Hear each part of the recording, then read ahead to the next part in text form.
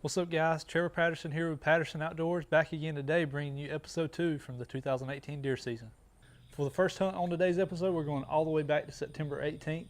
I was behind the camera. My uncle Chris Patterson had his bow in his hand, and we were in a brand new spot for this year. As soon as we got everything set up in the tree, we couldn't even do an opening interview, and we were covered up with deer. Check it out.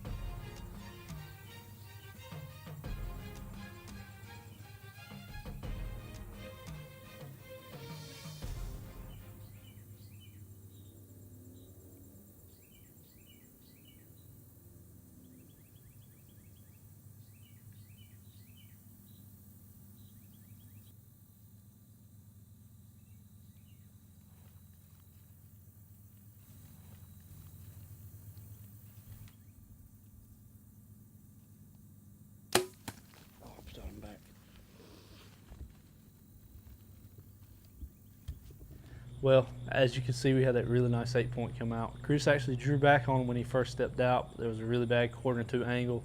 Chris let it down, and we both sat there and enjoyed a few minutes of watching the buck feed out in front of us. Finally, he gave Chris that clear broadside shot he was looking for. Chris drew back and let the arrow fly, and first thing he said, he turned to me and said, "I shot him back." And sure enough, we watched the deer go in the woods and played the video back, and the shot was back. We were both pretty upset about the shot, especially Chris. We basically cut everything off and decided at dark we were going to try and back out and give the deer some time. Probably all night was what we decided in the tree. Come back home, watch the video on my computer. The shot wasn't quite as bad as we initially thought in the tree, though it was back. The deer's kind of scrunched up. He's got his back leg forward, and the shot's probably a good 5 or 6 inches back still, though. But when he kicks and you can see that big gash from the broadhead, it looks like that shot's just terrible. Looking back at the footage, we decided it wasn't quite as bad as we initially thought. We could see this blood spot on the deer's opposite shoulder running into the woods, and it wasn't too far back as we thought it was. And going off of the slow-mo of the shot, we had a better feeling than we did in the tree. We thought that Chris could go back the next day and find the deer. Unfortunately, I had to go back to school that night. I come home for the hunt and had to go back the same night, so I wasn't able to go with Chris on the recovery. Chris went out the next morning and spent several hours looking for this deer. Only found 2 or 3 little small drops of blood and some gut matter. The deer went into a creek, and once the deer hit the creek, Chris wasn't able to find where the deer went after that. No more sign other than those few spots of blood. Um, just an unfortunate situation. You put all the time and energy and the effort into making sure you're accurate and shooting your bow, and this is the last thing you want to do after you put in all that time. And wounding an animal is not what you want, but sometimes it's just unavoidable, and it's going to happen to almost everybody if you hunt enough. And sadly, it happened to Chris, and he put in a lot of time and he feels bad about it, but we're going to continue to look for the deer, and we'll keep you updated with the story. We're going to keep looking, and hopefully we'll find the deer. I have a pretty good feeling he's dead. It's just if we can find him or not. Well, guys, hopefully we'll have an update on that story for y'all pretty soon. But for now, we're going to kind of switch gears from deer to dove, and I'm going to send it over to Mitchell Faulkner. What's up, guys? My name is Mitchell Faulkner, and this year I'm working with Patterson Outdoors to hopefully bring you some awesome dove hunting footage. This week, I have not had time to scout the field, but I've been at school. But my dad has been seeing a lot of birds around. Every year, my dad, myself, and our best friend Peyton, we work really hard to have a good opening day of dove season shoot. We plant sunflowers every year, and in North Carolina, it is legal to bush hog them down and hunt over them. So that's what we're doing this year. We've done it in years past and had some awesome hunts. There's been several birds flying around this afternoon. We've been watching it. We've had some last minute preparations we've had to do. So my girlfriend's gonna be on the camera. I'm gonna have my GoPro on my gun, and hopefully gonna bring you some awesome footage. So we'll see you in the morning.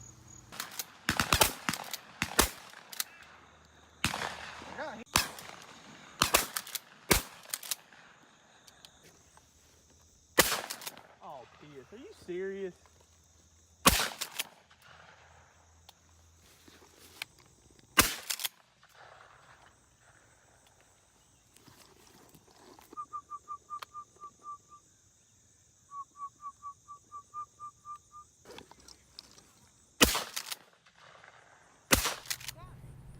Well, Mitchell had a great opening weekend dove hunt. Dove season is always a fun time to get out and hunt, but now we're going to jump back in a tree stand.